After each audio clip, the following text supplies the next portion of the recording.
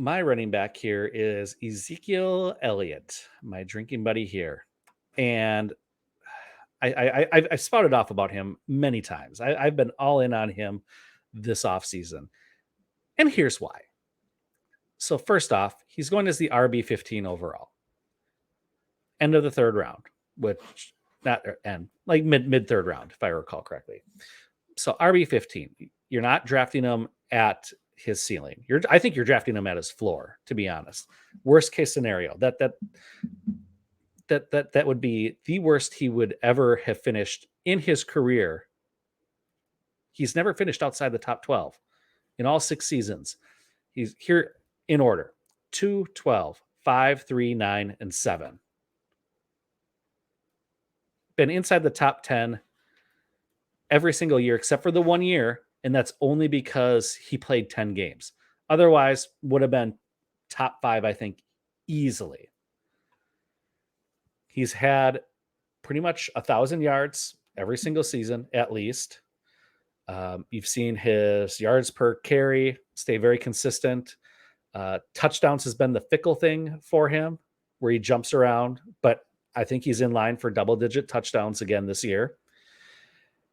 He's very involved in the passing game. He's averaged at least 50 over his career, 55 receptions a game. That would be incredible. 55 receptions a season. He always gets a couple of receiving touchdowns. So he's very involved in this offense. And then you take a look at this Dallas offense and what happened this offseason. They lost Amari Cooper. Michael Gallup, slow to come back from his injury. James Washington, lost for the season. And I just don't buy the Tony Pollard hype. While I think he's a great backup, they haven't been inclined to use him and eat into Zeke's role. Like we're still seeing Zeke produce at elite levels year after year. And what, this is the third year Pollard's going to be in the league, third or fourth year, if I'm correct. Mm-hmm. And every year we're saying this is the year Pollard eats into Zeke's role. Zeke's, he's getting older. He's hitting the age cliff. No, it just doesn't happen. So why would we expect something to be different this year when the coaching staff hasn't shown us that previously? There's a reason for it. And they have a shit ton of money invested in Zeke with his contract. So let's be honest, they're not going to pay him, what was it, like $18 million a year to be in a timeshare. That's just not going to happen. He's one of Jerry Jones' boys. And that is why I love Zeke. And he is going to win you fantasy championships this year. At that cost, he's going to be, I wouldn't be surprised if he finishes top 5. You would not be. I would be crazy surprised by that. I would be floored by top 5 finish by Zeke. I think here's where I could get on board with Zeke, which is the changing in the offense, as you noted, and the fact that him and Pollard, I think, could both get a lot of work. I'm willing to see the side where Pollard gets a lot more of the receiving work still. And I know we've been calling for that before, but they've finally started running him like at slot receiver in training camp for the first time. That's not something that we've seen. We've just all been saying like, he's really good as a pass catcher, but the Cowboys are just like, well, yeah, but fuck you. Like, we're going to do what we want to do. This is the first time where we've actually heard of some usage of that way in training. Now, where I get concerned with Zeke, though, yes, he's been productive.